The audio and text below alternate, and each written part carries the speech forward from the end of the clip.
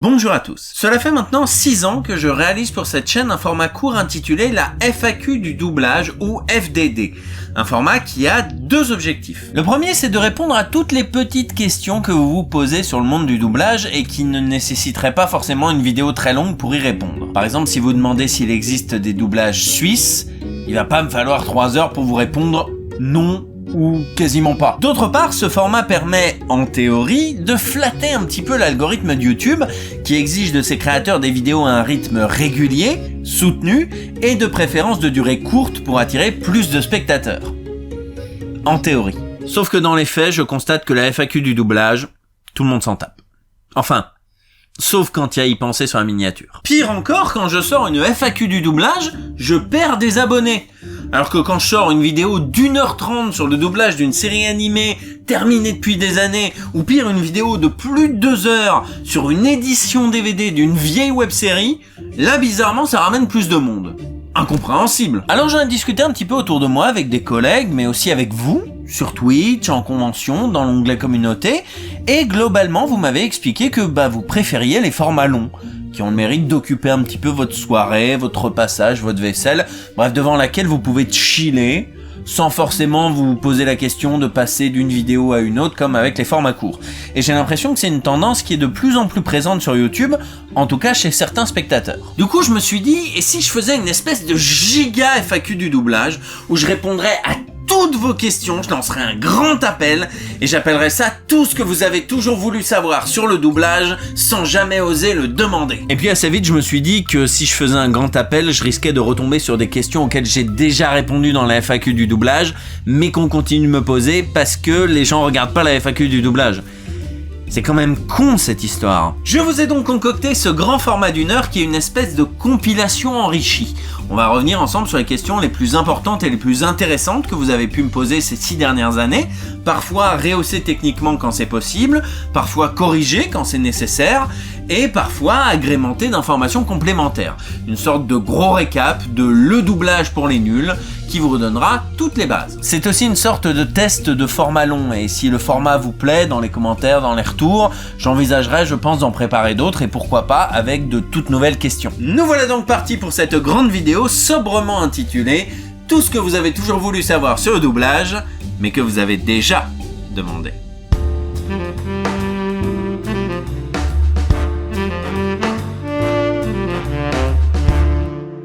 Pour commencer, je vous propose de revenir un petit peu sur les bases du doublage, histoire qu'on reparte tous sur un pied d'égalité.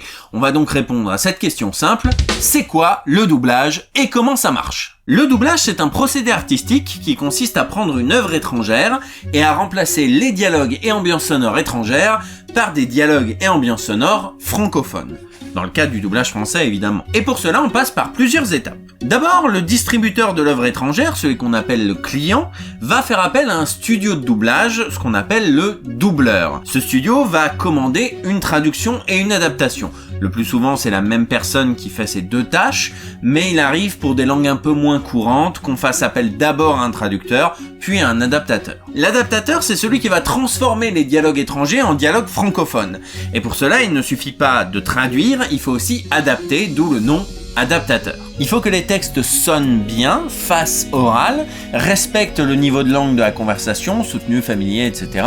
Il faut que les références étrangères soient compréhensibles pour le public français. Il faut que les intentions soient respectées et surtout, il faut que tous ces dialogues-là correspondent aux mouvements de lèvres des personnages. Des mouvements de lèvres qui auront été détectés en amont par une personne qu'on appelle le détecteur. Il indiquera à l'adaptateur les ouvertures et fermetures de bouche, les plosives, les exclamations, etc. Une fois que les textes sont écrits, l'adaptateur va les retranscrire sur une bande rythmo.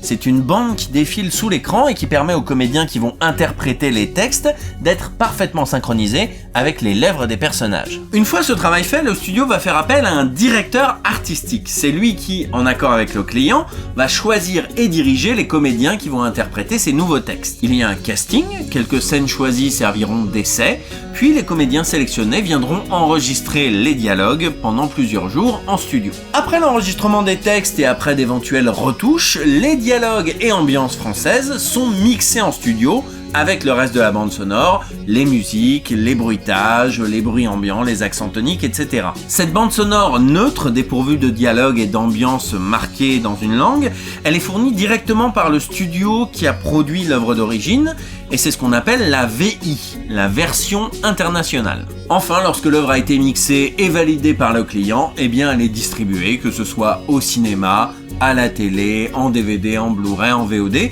ou sur les services de SVOD comme Netflix ou Amazon Prime. Voilà en somme comment se passe un doublage. Ça me semblait important de refixer ensemble les bases. Ceci étant fait, attardons-nous un petit peu sur certaines particularités des différentes étapes et sur certaines de vos questions. Pourquoi la personne qui écrit les dialogues de la VF n'est pas la même que celle qui écrit les sous-titres ? Tout simplement parce que ce n'est pas du tout le même travail. Écrire des dialogues pour un doublage, c'est écrire de l'oralité dans une langue qui évolue constamment. C'est parfois paraphraser pour gagner du temps et parfois à l'inverse couper court, c'est adapter des blagues, trouver des formulations justes, le tout en respectant scrupuleusement les mouvements de lèvres des personnages. Écrire des sous-titres, c'est être concis et se limiter à un certain nombre de caractères par ligne qui dépend du support de diffusion. C'est aller au plus simple, c'est éviter l'oralité difficile à lire, c'est maîtriser la ponctuation et la grammaire pour éviter que certaines phrases ne soient mal interprétées, et c'est également peser et mesurer ses mots pour éviter de paraître trop sentencieux ou trop vulgaire, bref pour respecter le niveau de langue de l'œuvre. Ce sont deux jobs différents, et si certains adaptateurs maîtrisent les deux, comme William Corrin qui écrit à la fois les sous-titres et les dialogues VF de South Park, certains ont un domaine de prédilection et maîtrisent mieux une certaine forme d'écriture. Du reste, il ne faut pas oublier que l'adaptation et le sous-titrage ne sont pas toujours faits en même temps.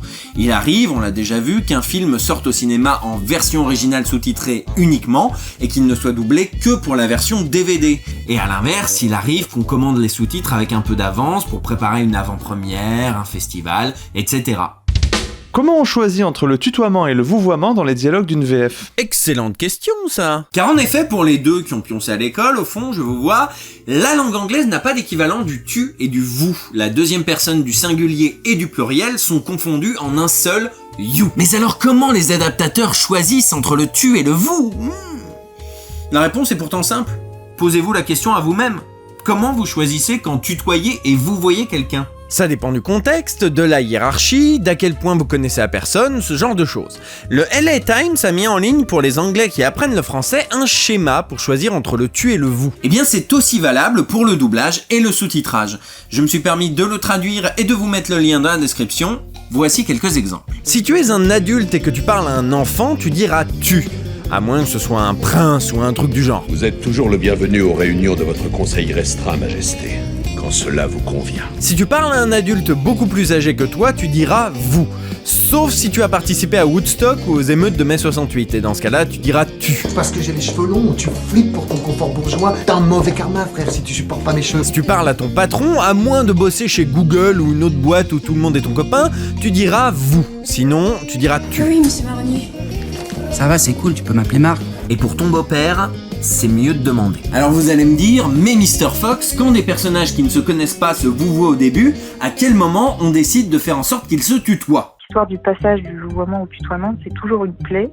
Et de toute façon, c'est jamais satisfaisant. Le spectateur le remarque et se dit ah mais dans la scène précédente, vous voyez, maintenant il se tutoie et se dit bah, ça paraît artificiel. Je sais que parfois il y a des auteurs de doublage qui profitent d'une phrase anglaise pour glisser un petit on peut se tutoyer dans l'adaptation. J'ai déjà vu ça une ou deux fois, donc c'est pas très souvent. Et là, le spectateur va se dire ouais mais c'est de la triche, en anglais c'est pas comme ça. Enfin voilà. Donc de toute façon, ce sera jamais très satisfaisant. C'est vraiment au cas par cas. Pour moi, c'est vraiment une histoire de bon sens, voilà, de se dire est-ce que c'est logique que ces personnages-là se vouvoient, à quel moment c'est logique qu'ils passent au tutoiement. Il y a cette espèce de convention, c'est pour ça que je disais ça un peu en rigolant tout à l'heure, qui veut que à partir du moment où un couple a couché ensemble, ça y est, ils passent au tutoiement. Mais dans la vraie vie, on sait bien qu'on passe au tutoiement avant. Enfin voilà, donc c'est pas non plus très satisfaisant comme critère. Enfin voilà, c'est vraiment une histoire de bon sens. Comment on fait quand dans un film étranger, quelqu'un se met à parler français et du coup ne se fait pas comprendre ? Ah, le français au cinéma. Une difficulté légitime, mais avec laquelle au fil du temps, on a appris à jongler assez facilement. D'abord, si le film se déroule dans un contexte bien précis et clair pour le spectateur, On va même pas y faire gaffe. On part du principe que le spectateur est suffisamment intelligent pour comprendre que l'action ne se déroule pas en France, même si les personnages parlent français. Un excellent exemple, c'est dans Maman, j'ai raté l'avion, où les personnages américains qui se retrouvent bloqués à Paris demandent au téléphone « Parlez-vous anglais ?» Le spectateur sait que les personnages sont américains, on va pas commencer à l'embrouiller en foutant des Français et des Américains partout. Est-ce qu'il y a une personne qui parle anglais ici? Quand un film contient des répliques comme « Do you speak English » ou « Parles-tu japonais ?», généralement on les traduit par « Tu comprends ce que je dis ?» ou alors, par le un peu plus maladroit, tu parles notre langue ? C'est une petite astuce qui permet d'éviter de dire « Parles-tu français ?» alors que l'action se déroule aux États-Unis ou au Japon. Si on évoque la culture ou la langue française et que ça ne nuit pas à la cohérence du scénario, on peut simplement changer la nationalité. C'est le cas dans Django Unchained par exemple, où le personnage de Leonardo DiCaprio qui est fan de France devient fan d'Espagne. Ça ne nuit pas à la compréhension du film, ça ne gâche pas de gags, ça ne mange pas de pain, aucun problème. Et puis si c'est juste un petit gag pour se moquer des Français, généralement on se gêne pas pour mettre une autre nationalité. Généralement les Allemands. Je sais pas pourquoi. Enfin, quand un personnage qui parle français ne se fait vraiment pas comprendre, c'est compliqué. Mais on peut s'en sortir malgré tout. On peut par exemple lui filer un accent bien pourri ou bien un patois bien caricatural. Ou encore, si ça ne nuit pas à la cohérence du film, on peut, là encore, changer la nationalité. Un excellent exemple de ça, c'est le film Ghost Dog. Dans ce film, le héros anglophone a un ami francophone. Ils ne se comprennent absolument pas l'un l'autre, et du coup ça rend leur amitié très touchante. Le chocolat reste le meilleur en réalité. What language is he talking in? French. He only speaks French. Do you understand French? No, just English. I never understand a word he says. And that's your best friend? Yeah. Comment ont-ils retranscrit ça en VF ? Eh bien, le personnage francophone parle le Yoruba, une langue d'Afrique, ce qui fonctionne très bien dans la mesure où le personnage est noir. Alors par contre, c'est synchronisé avec les pieds, on peut pas tout avoir.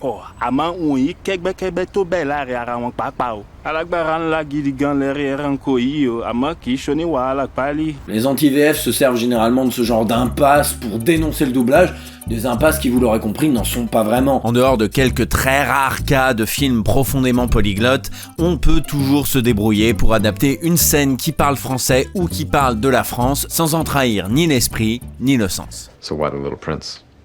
Just always loved it. I mean, the translations never do it justice, but the original will always be my favorite. Do you speak French? Oui, c'est ma première langue. My first language. I was born in Paris. You don't have an accent at all. Oh, bah si. Et pourquoi Le Petit Prince? Ben, j'ai toujours aimé ce livre. Et puis, je crois qu'en France, tous les enfants sont bercés par cette histoire. Ça fait partie du patrimoine. Tu as grandi en France? Ouais, pourquoi? Ça t'étonne? Visiblement, oui, ça t'étonne. Je suis née à Paris. Et ça fait longtemps que tu vis ici?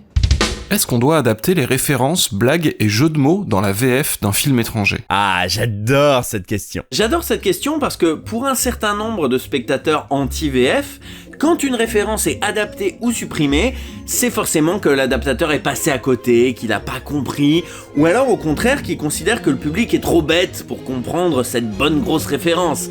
Un point de vue qui est évidemment assez méprisant, mais surtout totalement à côté de la plaque. Alors, corrigeons un petit peu le tir.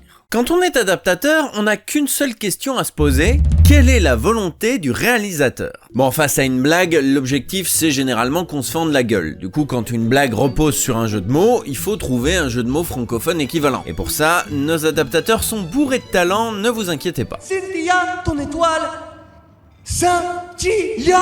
En revanche, quand la blague est référentielle, il faut se poser cette question, à qui s'adresse cette référence ? Si la référence est grand public, c'est que le réalisateur souhaite qu'on se fonde tous bien la gueule dans la salle de cinéma ou devant notre télé. Et pour respecter cette volonté-là, l'adaptateur doit trouver une référence grand public équivalente. Alors quand la référence est universellement connue, comme Die Hard, Welcome to the party, pal. Évidemment, on peut la conserver telle quelle. Bienvenue à la fête, camarade. Bienvenue à la fête, camarade. Mais il arrive parfois qu'une référence soit très grand public dans le pays d'origine de l'œuvre. I don't suppose you know what kind of alien life form leaves a green spectral trail in Crave Sugar water, do you? Oh wait, that was on Final Jeopardy last night. Damn. Mais pas en France, où l'émission n'existe pas, où la personne n'est pas connue, etc. Martha Stewart. Fuck Martha Stewart. Afin de respecter la volonté du réalisateur, il faudra donc non pas conserver la référence telle quelle, qui fera rire ceux qui l'ont certes, mais qui laissera tous les autres sur le carreau. Vous avez pas compris ou quoi, oh? Mais bel et bien trouver une autre référence grand public équivalente et qui résonnera de la même manière pour le public français pour que tout le monde rigole. Tu ne dois pas savoir quels extraterrestres répandent des traces spectrales vertes et raffolent d'eau sucrée. Oh, ils l'ont dit à question pour un champion hier. Attends, je le sais. De la même manière, une référence peut être un peu moins grand public. Là, le réalisateur ne veut faire rire qu'une partie des spectateurs. Dude, where's my ship? Et pour respecter ça, l'adaptateur peut soit laisser la référence telle quelle, ou utiliser sa traduction officielle quand c'est possible. Eh mec, il est où mon vaisseau? Soit trouver un équivalent aussi pointu. Par exemple, quand la version originale de Futurama fait référence au Columbia House Record Club, un service d'abonnement musical associé à des promesses d'achat. How are you gonna pay off your debt to the Columbia House Record Club if you keep losing jobs? La version française peut faire référence à un service français basé sur le même modèle, le Club Dial. Comment tu vas faire pour payer tous les CD que t'as achetés au Club Vial si tu perds encore ton boulot? Pour un certain nombre de spectateurs et notamment les anti-VF, traduire une référence c'est manquer de respect envers l'œuvre et son créateur. Alors que c'est précisément l'inverse. C'est en adaptant la référence qu'on respectera le mieux l'esprit d'une œuvre, l'intention d'une scène et la volonté de son réalisateur. Et j'ajouterais que l'adaptation ce n'est pas que de l'écriture, hein, et que s'il arrive que certains adaptateurs passent à côté de certaines références, la plupart du temps ils font aussi de gros travail de recherche pour éviter ce genre de situation, notamment sur les termes techniques. Et puis il arrive aussi parfois que ce soit le client, le distributeur qui impose son choix sur l'adaptation, parfois en dépit du bon sens. Qui choisit les noms des personnages, des lieux, des objets, etc. quand ils changent en version française? Ah ouais, genre Norbert Dragono. Alors rappelons tout d'abord que dans 99,99999% des cas, le nom en version originale reste le même en version française. Pourquoi pourrir la synchronisation labiale, le lip sync, au mépris du bon sens? Néanmoins, il arrive parfois, et notamment dans les univers médiéval fantasy, fantastique, mythologique, historique, etc., que les noms choisis aient un sens, une signification, et s'inscrivent dans une volonté de transmettre un message, une référence, quelque chose. Et dans ces cas-là, majoritairement dans la littérature et les jeux vidéo qui ne se posent pas la question du lip sync, il peut arriver qu'on décide de franciser le nom, de le traduire, afin de transmettre ce sens et cette référence. Ça peut être une initiative du traducteur ou de l'éditeur, selon la situation. Monsieur Philippe Collin, traducteur de jeux vidéo, nous racontait dans une interview assez lointaine maintenant, son travail sur le jeu vidéo Dragon Age. Impossible à mon avis de contenter tout le monde. Quand on garde les termes en anglais, on va s'aliéner une partie des joueurs, et quand on les traduit, on aura là encore certains gamers qui vont protester. Ce que j'aime faire personnellement, c'est recourir à des racines d'anciens français pour voiler un petit peu le sens. J'en reviens à Dragon Age. Il y avait un village qui s'appelle Redcliffe, Rouge Falaise littéralement. Au lieu de traduire ça par Rouge Falaise, qui sonnait vraiment traduit littéralement et dont le sens était trop évident pour sonner médiéval, j'ai donc repris des racines d'anciens français. Une façon de dire rouge en héraldique notamment, c'est gueule, de gueule, et falaise était fallois dans l'ancien français. Donc rouge falaise devient gaule fallois. C'est une façon de faire, évidemment. Je prétends pas non plus qu'elle conviendra à tout le monde, mais en tout cas, je pense qu'en masquant un petit peu le signifié des termes individuels qui composent un nom, on peut arriver à une formulation un peu plus heureuse que de traduire littéralement. Cette volonté de traduire et de franciser les noms vient à mon avis de deux choses. La première, c'est d'iconiser des noms dont la sonorité ou le sens en anglais est très fort. Par exemple, le Seigneur des Anneaux. La deuxième, c'est de rendre accessible des noms dont la prononciation n'est pas assez évidente pour un public jeune, pour des romans jeunesse. Et là, pour le coup, je pense à Harry Potter. Nous avons posé la question à Nicolas Botti, qui a travaillé sur l'adaptation française du feuilleton radio Le Guide du Voyageur Galactique et qui a été consultant pour le doublage du film. Selon lui, c'est avant tout générationnel et ça peut être fait avec plus ou moins de talent. Je crois que ça correspond à une époque. Il y a une époque où on traduisait automatiquement les noms propres en fait, pour que les gens puissent s'en rappeler, tout ça, ok. Moi je vois pas trop l'intérêt. Par exemple, j'adore le nom de Zaphod Beeblebrox, tu vois, c'est un nom que j'adore. Et traduire par Zappy BBC, ça n'a plus du tout le même effet. Alors je comprends tout à fait ce qu'il a voulu faire en fait. Dans Zaphod Beeblebrox, il y a Bib.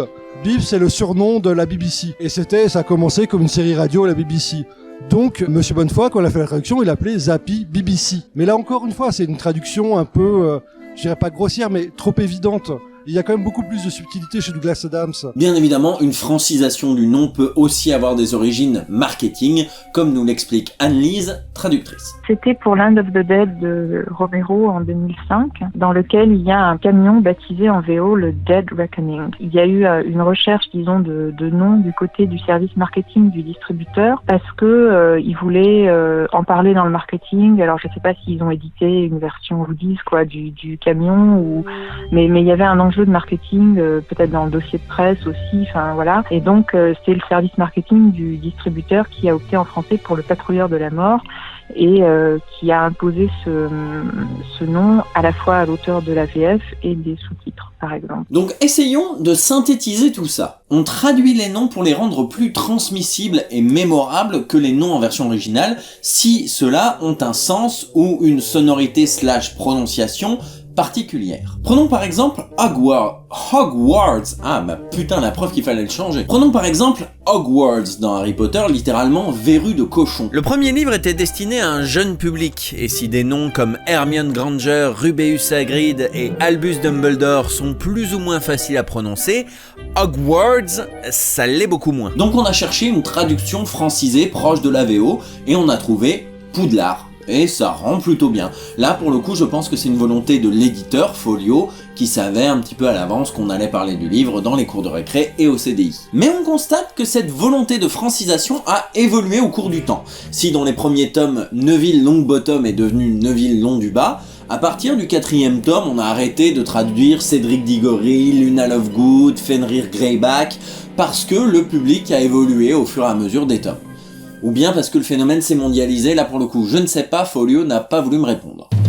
Et du coup, quand un film est adapté d'un livre, est-ce qu'on garde la traduction du livre pour les noms et ce genre de trucs ? Ouais, genre Norbert Dragono. Là pour le coup, ça va dépendre du statut du livre et du film à venir. Le livre est-il culte ? Le film va-t-il s'inscrire dans une cohérence d'univers ? Particulièrement dans le cas d'univers étendu, on doit se poser ces questions-là. Dans le cas d'œuvres majeures, d'œuvres cultes, d'œuvres phares, pionnières comme Seigneur des Anneaux, Harry Potter ou des comic books très célèbres, il faut à tout prix respecter la première traduction qui est ancrée dans le cœur des fans.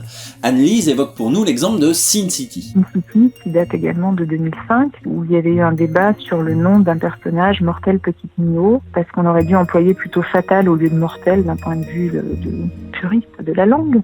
Mais comme c'était un personnage emblématique et bien connu par les fans, ils ont gardé le nom, le nom qui avait été utilisé dans la traduction de la BD, parce que c'était le nom connu. Par ailleurs, il arrive que certaines versions françaises choisissent de dériver délibérément de la traduction française originale du livre. Cela peut être pour différentes raisons, soit parce que le livre diffère radicalement du film, ou bien parce que le livre n'est pas très connu dans nos contrées, ou bien ça peut être une véritable démarche de rehaussement et de revalorisation par rapport à une première traduction jugée obsolète et maladroite. C'est le cas de H2G2 et Nicolas Botti nous en parle. Le responsable marketing Disney m'a dit à l'époque, moi je voudrais pas que dans 10 ans, si ça devient un classique, qu'on nous dise votre traduction elle était merdique, et se faire critiquer pour ça. Un beau geste de la part de Disney France parce qu'ils étaient pas obligés, je veux dire. Par exemple en Italie, ils ont sorti le film dans 3 salles et puis c'était un direct ou vidéo quasiment. Donc en fait compte, ce qui s'est passé après mes explications, ils se sont dit on veut pas se rater. Donc par contre on va demander à un expert, a vraiment un très bon traducteur d'assurer le projet. Donc c'était Jean-Marc Pantier, qui était vraiment l'un des grands noms du doublage et de la traduction française. On a pu travailler ensemble et effectivement, l'une des premières choses que j'ai demandé à Disney, c'était de reprendre les noms originaux. Je leur ai dit, écoutez, il y a une question de respect de l'auteur et pour moi, ça passe notamment par remettre les noms originaux en place. Et ça t'est rendu possible par le fait que les livres n'étaient pas suffisamment connus en France pour que ça soit un obstacle majeur pour Disney. Vous l'aurez compris, c'est surtout une histoire de popularité de la traduction. Si elle est indéboulonnable depuis des années, ça va être plus compliqué de s'en éloigner qu'avec des œuvres plus confidentielles. Typiquement, à l'heure où j'écris ces lignes, on ne sait pas encore si la nouvelle série du Seigneur des Anneaux produite par Amazon Prime conservera les noms très populaires de la première traduction avec Frodon Saquet et la Communauté de l'Anneau, ou la nouvelle retraduction sortie plus récemment et qui se veut plus fidèle avec Frodo Baggins et la Fratrie paternité de l'anneau. Pour le coup, Amazon Prime aura une liberté totale puisque son Seigneur des Anneaux n'est pas rattaché à celui de Peter Jackson. Il n'y a donc pas d'obligation de maintenir une cohérence d'univers étendu, à l'inverse de la saga Harry Potter. Pour traduire correctement une facétie d'écriture de J.K. Rowling dans le climax de fin de La Chambre des Secrets, il a fallu adapter le nom de Voldemort, à savoir Tom Marvolo Riddle, qui est l'anagramme de I am Lord Voldemort, en Tom Elvis Jeu du sort, pour garder l'anagramme de Je suis Voldemort. Alors ouais, ça fonctionne sur le coup, mais le résultat des courses, c'est que Voldemort a dû se taper ce nom à la con pendant tout le reste de la saga littéraire et cinématographique. Il était impossible d'en faire autrement. D'ailleurs, dans le même genre, on peut citer Norbert Dragono, le héros des Animaux Fantastiques. Norbert Dragono! Norbert Dragono! Dans les livres originaux de Harry Potter, ce personnage, Newt Scamander, est seulement évoqué comme auteur du livre Les Animaux Fantastiques. Et dans la traduction française de Jean-François Ménard, comme d'autres noms propres un petit peu sorciers, magiques, ça a été traduit en quelque chose d'un peu pesant et symbolique, quoiqu'un poil franchouillard, sans se soucier de la synchro labiale, du nombre de syllabes, etc. Et c'est normal, c'est un livre. Donc quand Warner annonce qu'ils vont faire une saga cinématographique basée sur ce personnage, c'est un peu compliqué. En gros, Warner avait deux solutions. Soit revenir au nom original et briser une cohérence et une uniformité de traduction qui s'était échinée à maintenir pendant 15 ans, soit conserver la première traduction et composer avec un nom plutôt décalé avec le reste de l'univers, en plus d'être compliqué à synchroniser. Comment se passe le choix d'un comédien sur tel ou tel rôle ? J'ai entendu parler de casting. Alors casting, oui, mais c'est pas vraiment ce que tu imagines. Par casting, on entend une sélection de 4 ou 5 comédiens, parfois plus, parfois moins, qui sont appelés directement par le directeur artistique. C'est le directeur artistique qui pense au comédien ou à qui on conseille un comédien, qui va l'appeler en disant « Hey, j'ai pensé à toi pour tel rôle ou tel acteur, etc. » et qui va lui faire doubler, à lui et aux 4 autres, une scène choisie. Et à partir de cette scène choisie, il va sélectionner le comédien qui lui a le plus tapé dans l'œil. Écoute Simon, ta foreuse n'appartient pas au chef de ce village. Ce que t'as dans les mains là, c'est ce que tu es. Ta foreuse, c'est la vrille qui a le pouvoir de transpercer les cieux. Écoute Simon, ta foreuse n'appartient pas au chef de ce village. Ce que tu as dans les mains là, c'est ce que tu es. Ta foreuse, c'est la vrille qui a le pouvoir de transpercer les cieux. Écoute Simon, ta foreuse n'appartient pas au chef de ce village. Ce que tu as dans les mains là, c'est ce que tu es.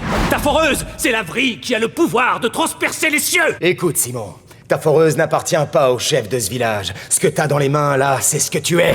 Ta foreuse, c'est la vrille qui a le pouvoir de transpercer les cieux. Pour les films, il arrive assez souvent que ce soit la bande-annonce qui serve d'essai. C'est pour ça que parfois, le comédien change entre la bande-annonce et le film final. Par exemple, si on a décidé de mettre une star sur un personnage. Bonjour appartement, prêt à démarrer la journée. Hey, bonjour appartement, prêt à démarrer la journée. Bon, évidemment, on fait pas toujours passer des essais, notamment pour des comédiens qui ont une voix française régulière.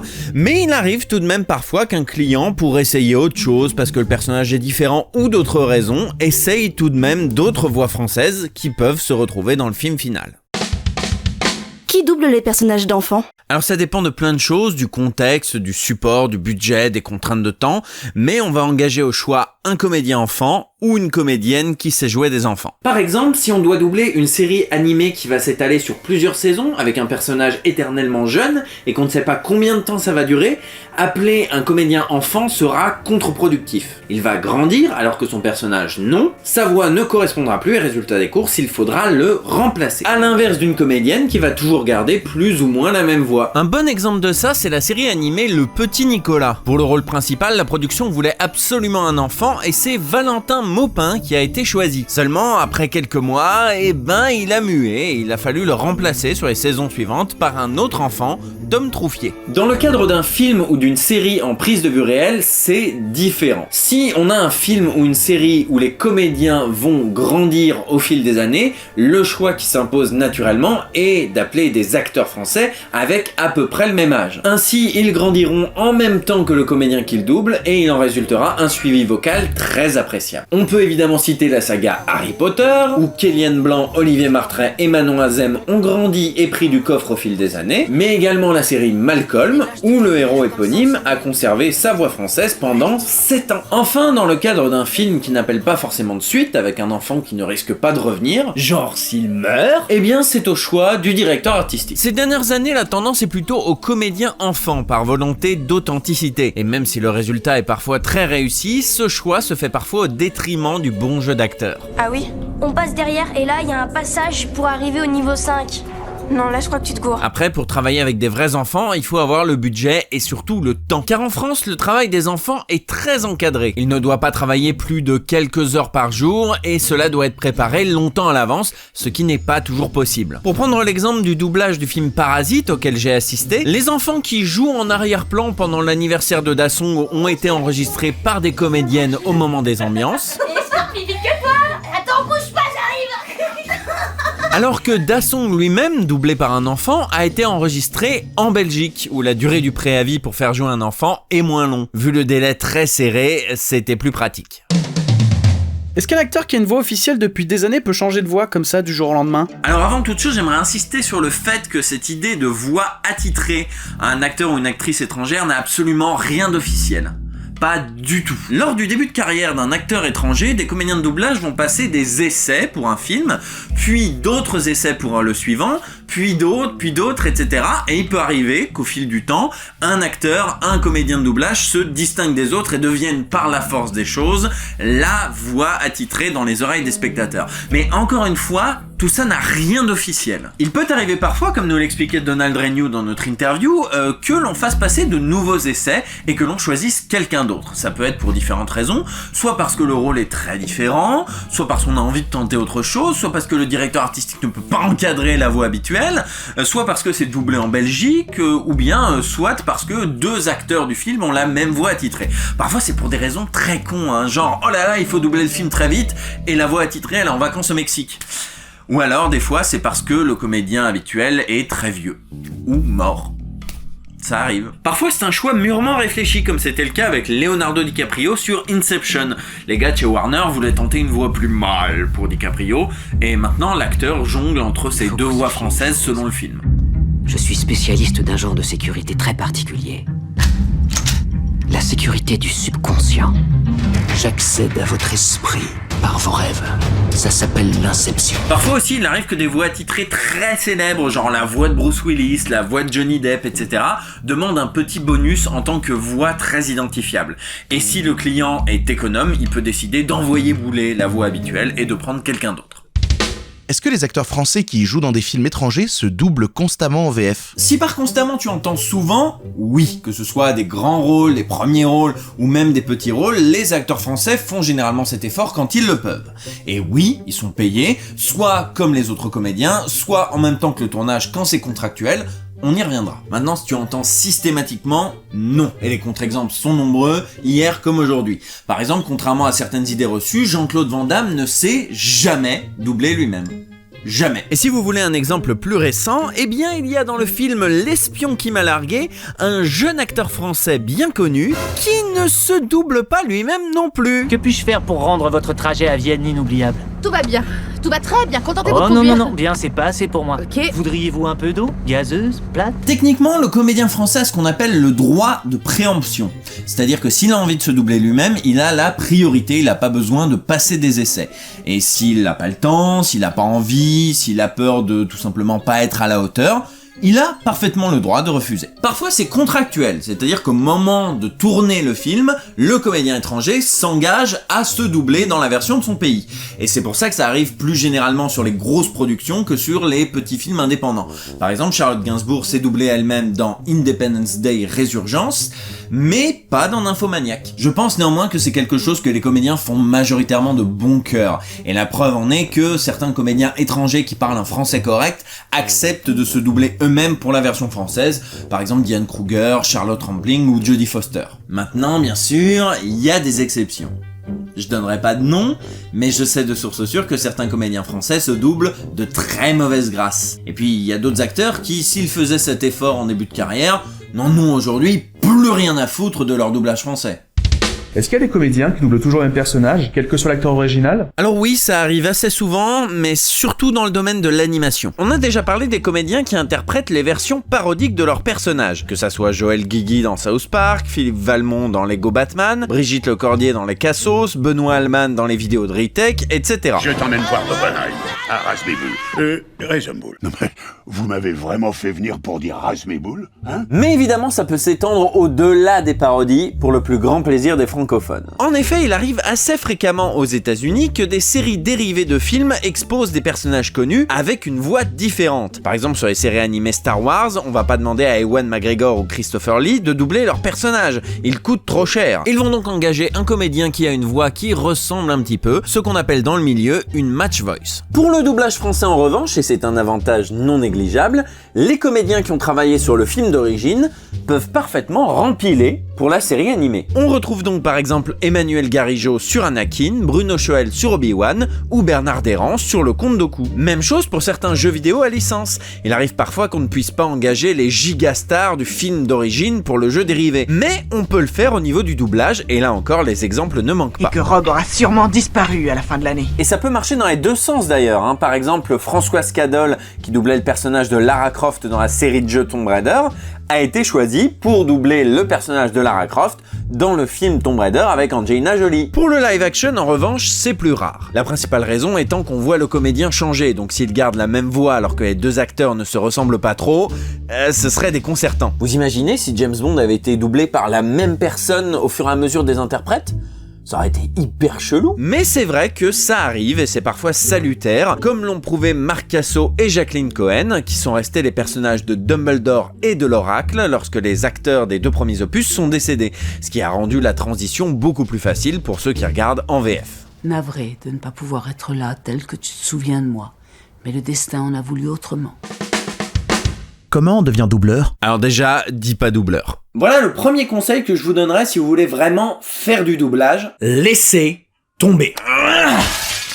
Il est méchant, Mr. Fox, il est aigri. Voilà ce que j'ai pu lire à l'époque et que je lirai encore aujourd'hui. Alors arrêtez de tout prendre comme des attaques personnelles et laissez-moi vous expliquer. Aujourd'hui, le monde du doublage, il est hyper saturé.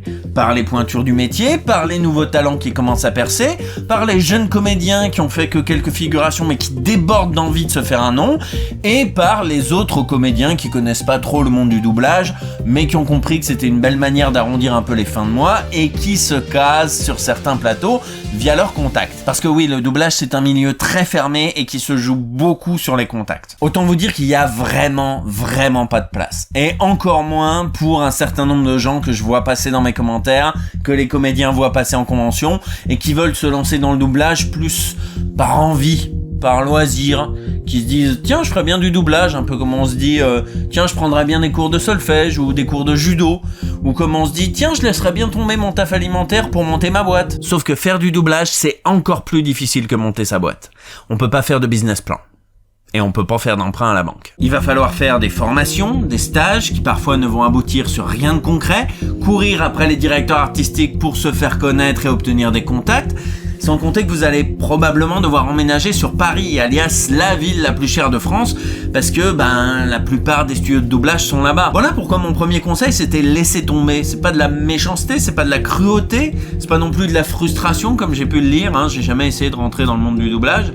C'est simplement pour décourager un certain nombre de gens qui prennent peut-être ça un peu trop à la légère, qui se disent que ça va pas être si dur, qui ont envie de se lancer parce qu'ils ont une voix rigolote, parce qu'ils font bien Stitch et Gollum en soirée, parce que ça leur arrive quand ils regardent un film de délirer avec des potes et de faire des voix, etc. Si je dis tout ça, c'est aussi un petit peu pour faire le tri. Maintenant, si vous êtes vraiment motivé, pas trop en galère, que vous avez envie de devenir comédien et de faire du doublage, voilà la marche à suivre. D'abord, on ne le répétera jamais assez, devenez comédien. Le doublage, c'est pas juste du karaoké, il faut interpréter un personnage, plus maîtriser la technique de synchronisation labiale. Donc dans un premier temps, il faut apprendre à interpréter un personnage, donc devenez comédien. Il existe des écoles de théâtre un petit peu partout en France, des cours d'art dramatique, des conservatoires dont les frais d'inscription sont ajustés en fonction de vos revenus, Et une fois que vous serez devenu comédien, vous pourrez vous former à la technique du doublage, soit via des stages ou des formations encadrées, soit directement sur le tas. Il y a même certaines écoles d'art dramatique qui intègrent une option doublage dans leur cursus. Par contre, évitez à tout prix les écoles de doublage et écoles de voix off qui ont fleuri un petit peu ces dernières années. Comme je l'ai dit, le doublage, c'est interpréter un personnage, puis maîtriser la technique de synchronisation labiale. Et une école qui prétendra vous transformer en doubleur et vous amener directement à l'étape 2 sans passer par l'étape 1 sont des charlatans. Ils vont vous soutirer énormément d'argent et au final, personne ne voudra vous faire travailler parce que vous n'êtes pas comédien. Ensuite, comme je l'ai dit, il faudra faire parler de vous. Glisser votre nom au détour d'une conversation, vous faire connaître de directeurs artistiques, de collègues, faire une bande démo. Et puis, avec un peu de chance, peut-être qu'un jour, on vous fera assister à une séance de doublage. Vous viendrez en studio, voir comment enregistrent les comédiens. Si vous êtes en veine, peut-être qu'on vous fera essayer sur un figurant, sur un passant, en fond, pour voir comment vous débrouillez. Si vous faites bonne impression, peut-être qu'on vous appellera pour une autre session de figuration. Pourquoi pas pour un personnage secondaire, personnage tertiaire. Et puis, de fil en aiguille, peut-être qu'au bout d'un moment, vous pourrez, finalement, vivre du doublage. Vous l'aurez compris, ça fait beaucoup de peut-être, et ça va aussi pas mal dépendre de la chance, parce qu'il serait temps d'arrêter de croire en la toute-puissance du mérite. C'est pour ça, encore une fois, que mon premier conseil, c'était de laisser tomber. Mais si vous êtes motivé, habité, déterminé, que vous pouvez vous permettre de tenter l'aventure et que vous êtes prêt à en baver, foncez. Moi, je serais ravi de pouvoir parler de votre travail dans les années à venir. Alors allez-y. Je peux que vous souhaiter bon courage et bonne chance. Comment on appelle les comédiens qui font de la figuration ? Genre les bruits de foule, les badauds, tout ça. Eh bien, on appelle ça des ambiances. Les ambiances, ce sont tous les bruits de foule, les brouhaha, les journalistes qui posent une question, les policiers qui disent reculez s'il vous plaît. Tout ça, ce sont les ambiances et les personnages quaternaires, et ce sont effectivement d'autres comédiens qui sont appelés pour ce genre de choses. Généralement, on convoque le même jour un certain nombre de comédiens afin d'avoir une large palette de jeux, et on les distribue selon le besoin de telle ou telle scène. Par exemple, sur une scène, on a besoin de 2 jeunes filles et d'un jeune homme assez grave, vous 3, vous y allez. Ensuite, on a besoin d'un homme âgé médium, d'une ambiance hôpital. Alors je te veux toi et toi. Une scène de panique, vous y allez tous, vous criez un petit peu, allez c'est parti. Hop là, on a un GPS, il va bien falloir le doubler, donc vas-y, je t'en prie. Préparez-vous à tourner à droite. Dans 50 mètres, prenez l'avenue. Parfait. Voilà, tu couperas la vue. Il faut savoir que beaucoup de comédiens et comédiennes, si ce n'est tous, ont commencé avec des ambiances, des petits rôles à droite à gauche, et c'est leur timbre particulier, leurs tics vocaux ou bien leur jeu qui ont pu taper dans l'œil d'un directeur artistique qui les a rappelés pour un rôle plus important. Est-ce que les acteurs étrangers rencontrent parfois leur voix française ? Et vice-versa. Alors, parfois, oui, mais ça reste quand même assez rare. Plusieurs choses rentrent en ligne de compte. 1. La distance géographique. Quand on habite à 6000 km de distance l'un de l'autre, c'est assez difficile de s'organiser pour aller boire un verre dans un café. Numéro 2. L'indifférence. Eh oui, les comédiens américains n'ont généralement pas grand chose à foutre de qui les double en Europe. Je pense pas que ce soit du mépris, je pense simplement que leur vie est suffisamment bien remplie pour avoir à s'intéresser à ce genre de choses. Peut-être que c'est quelque chose qui leur traverse l'esprit le soir brièvement, assis sur le canapé. Je me demande bien qui me double en Europe. Tout comme nous, ça nous arrive sur d'autres sujets. Je me demande bien pourquoi le café il remonte dans le sucre. Ça n'a aucun putain de sens. D'ailleurs, cette indifférence, elle va dans les deux sens. Un comédien français qui double une dizaine d'acteurs américains différents dans le mois, peut-être que ça l'intéresse pas plus que ça. Il est peut-être curieux en fin de repas, lui aussi. Je me demande si Bryan Gosling, il est sympa en vrai. Non, parce que là, dans le rôle que je viens de finir, il est pas très sympa, hein. Oh, il est dingue, ce distributeur de canettes, quand même. C'est trop magique. Cela dit, il arrive parfois que soient organisées des rencontres quand l'acteur américain est de passage en France ou inversement. Et généralement, ces rencontres sont très heureuses. You must do a very good job because everybody is a big fan of the show, and they don't get to hear me, they hear you. Comment sont adaptées et enregistrées les chansons dans les doublages français ? Ah, c'est sûr que c'est une technique bien particulière. Il s'agit de conserver le sens et le propos de la chanson, évidemment, surtout si elle fait avancer l'histoire, mais également de tourner ça de manière élégante, poétique, et éviter ce que je qualifierais de dialogue chanté. D'ailleurs, j'aimerais bien que vous arrêtiez tous de taper sur l'adaptation des chansons de la Reine des Neiges. Parce que oui, ok, on est d'accord, libérer, délivrer, c'est pas la traduction littérale de let it go, let it go. Mais franchement, laisse aller, c'est pas joli. On dirait une chanson des îles. Vous imaginez vraiment une gamine de 8 ans chanter « Laisse aller ». Oui, mais à la fin du refrain, le froid est pour moi le prix de la liberté, c'est pas la traduction de The Cold Never Bother Me Anyway. Ils auraient dû dire... Ils auraient dû dire quoi? Vas-y, on t'écoute. De toute façon, le froid ne m'a jamais dérangé. C'est nul! C'est zéro! Et oui, c'est pour ça que c'est compliqué d'adapter des chansons, les enfants. Il faut respecter le sens des paroles, évidemment, mais aussi écrire quelque chose d'entraînant et de facile à chanter pour tous les enfants de France et de Navarre. Et par exemple, j'entends tous les enfants chanter Ce rêve bleu, alors qu'en VO c'est A Whole New World, ce qui n'a rien à voir. Mais Aladdin, vous avez grandi avec, alors forcément c'est moins grave que La Reine des Neiges, bien évidemment! Bien évidemment! Bien évidemment! Bien évidemment! Pardon, je me suis énervé. Pour répondre à ta question, certains adaptateurs sont à l'aise avec le fait d'écrire des chansons, et d'autres non. Mais généralement, les boîtes comme Disney essaient d'embaucher des adaptateurs qui savent gérer les deux. Et ils ont d'ailleurs leurs petits chouchous comme Philippe Vidcock, qui a écrit les chansons de Pocahontas, L'étrange Noël de Monsieur Jack, ou encore La Princesse et la Grenouille. Pour superviser tout ça, le client fait généralement, voire systématiquement appel à ce qu'on appelle un directeur musical qui chapeaute un petit peu le tout. Les plus connus en France sont le duo Georges et Michel Costa, ou encore Claude Lombard. Et inutile de dire que vu les enjeux commerciaux des chansons de Disney, les exécutifs du studio à la souris surveille ça de très très près. C'est quoi le budget moyen de doublage? Alors un budget moyen, ça n'existe tout simplement pas. Parce qu'un budget, ça dépend de plein de choses, et majoritairement du temps imparti. Plus on a de temps, plus on a d'argent. Et autant il va y avoir des films de cinéma où on va passer 2-3 semaines, autant il y a des DTV tout pourris pour NT1 qu'il faut avoir fini à la fin de la journée.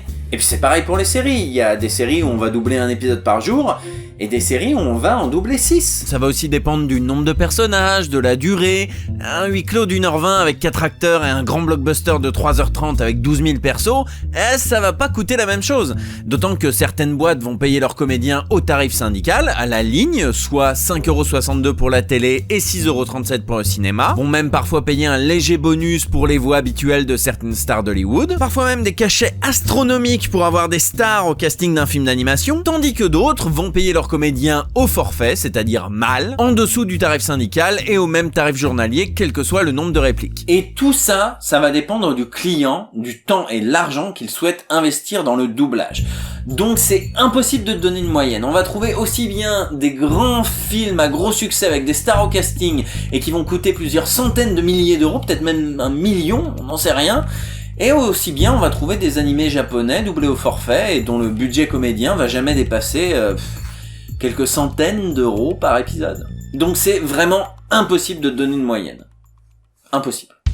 Pourquoi certains films n'ont pas de VF, alors que des fois ils ont des doublages italiens, allemands? Pour comprendre ça, il faut rappeler qui finance un doublage. Ce n'est pas le studio à l'origine du film, c'est le distributeur. Même si certains gros studios distribuent eux-mêmes leurs films. Le distributeur, comme son nom l'indique, c'est la société qui va avoir la charge de distribuer le film sur les différents supports, que ce soit le cinéma, la télévision, la VOD, le support physique.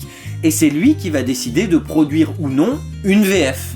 Et oui, parce qu'encore aujourd'hui, ça ne se fait pas systématiquement. Par exemple, au cinéma, les films asiatiques sortent rarement avec une VF, parce que financièrement, ça vaut pas forcément le coup vu le faible public et le faible nombre de copies. Par exemple, le récent film d'animation des studios Trigger, Promare, est sorti dans les salles françaises en version originale uniquement. Le distributeur français Eurozoom s'en est expliqué, arguant que ce n'était pas forcément un film grand public, mais plutôt un film de puristes récompensé à Annecy, et que les curieux préféreraient probablement voir dans un premier temps la VOST. C'est un choix qui se défend tout à fait, surtout pour une société de distribution modeste, et ça ne les a pas empêchés, pour la sortie physique, de produire une version française avec l'aide des fans. De son côté, le distributeur américain choisit d'en faire une sortie plus grand public et produit pour l'occasion un doublage anglophone, et c'est un choix qui se défend tout autant. Mais il peut aussi y avoir des divergences, même dans le cadre des gros studios qui distribuent eux-mêmes leurs films partout dans le monde. Par exemple, le film de James Franco, The Disaster Artist. I did not hit her. It's not true. It's bullshit. I did not hit her. I did not. Oh, hi Mark. Produit et distribué par A24 aux États-Unis, le film est sorti le 8 décembre dans son pays d'origine. Distribué dans le reste du monde et de l'univers connu par Warner Bros. Le film est sorti au Québec début février avec un nombre de copies décentes, ainsi qu'une version québécoise coproduite par Entracte Film. Je l'ai pas frappé, non c'est faux, c'est n'importe quoi. Je l'ai pas frappé, j'ai rien fait. Oh, salut Mark. Une vécu de qualité avec les voix habituelles de James Franco, de Seth Rogen et même Xavier Dolan sur un rôle secondaire. Un exemple que suivront l'Italie et l'Allemagne, sortant le film en salle avec un doublage local. Achtung, wir kommen.